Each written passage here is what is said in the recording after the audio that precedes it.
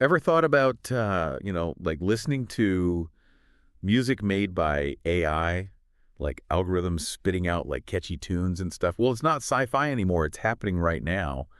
And it's really turning the music world upside down, especially when you start thinking about copyright law and how libraries are even supposed to keep track of all of it. So that's what we're diving into today, this crazy world where you've got like creativity and technology all smashed together. We've got this article here that really goes deep into it. It's all about how AI-generated music is like throwing a wrench in the whole system. And now the U.S. Copyright Office and the PCC, the people who are supposed to like organize all the music info, they're kind of scratching their heads. Yeah, Big question they're wrestling with is like, who's the author when it's AI calling the shots?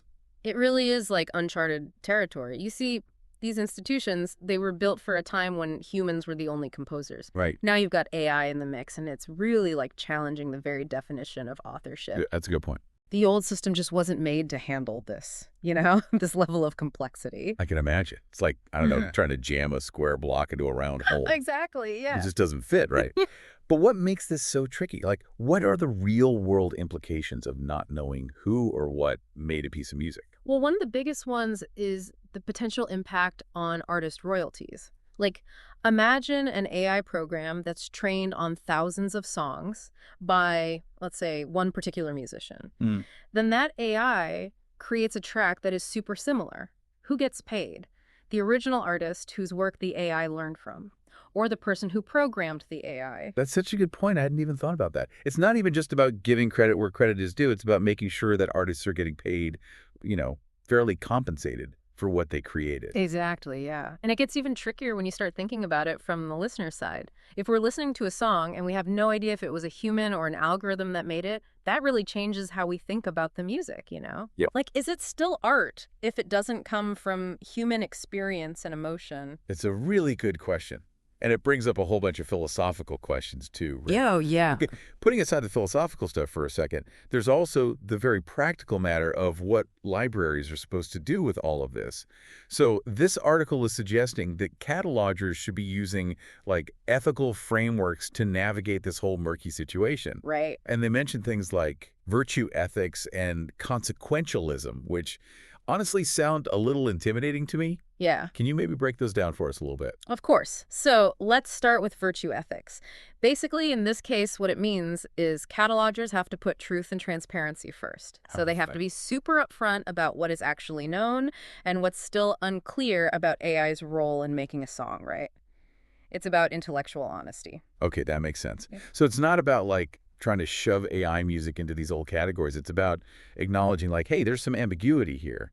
And then just like presenting that information as accurately as possible. Exactly, yeah. And then consequentialism comes in when you think about the impact of those choices, right? So let's say a library, they accidentally label an AI track as a human composition. That could totally mislead listeners.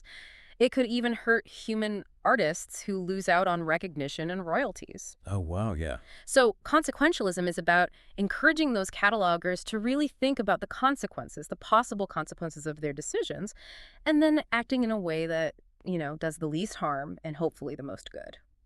So it sounds like there's a lot of responsibility on these catalogers' shoulders, huh? Yeah. What are some practical things they can do to actually put these ethical frameworks into practice? The article is talking about something about using like external sources to verify information, right? Right, exactly. So the idea is that libraries shouldn't just take the word of whoever's giving them the music at face value. They should Yeah. really dig a little deeper, look for more information, Mm-hmm. maybe interviews with the people who made it, or technical documents about the AI program itself, or analyses from like independent experts, that kind of thing, just so they can get a fuller picture of how that music came to be. Sounds like a lot of detective work. A little bit, yeah. But I guess that's what it takes to make sure you're being accurate in this whole new age of AI music. Right. So what does this all mean for the rest of us? The people listening to music. It's clear that AI is like shaking things up.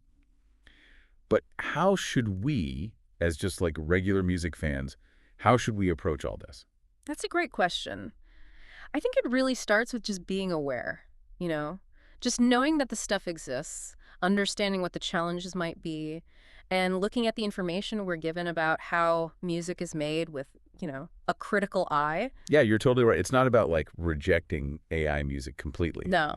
It's more about being smart about it, Right. right? Approaching it with like a discerning ear and a healthy dose of curiosity. Exactly. And maybe this makes us as listeners question what we even think of as creativity. Like if an AI can make music that sounds just like something a human could make, what does that say about what we humans are capable of artistically? Is AI like a tool, a collaborator, something else entirely? I think that's something we should all be thinking about as we enter this, brave new world of music.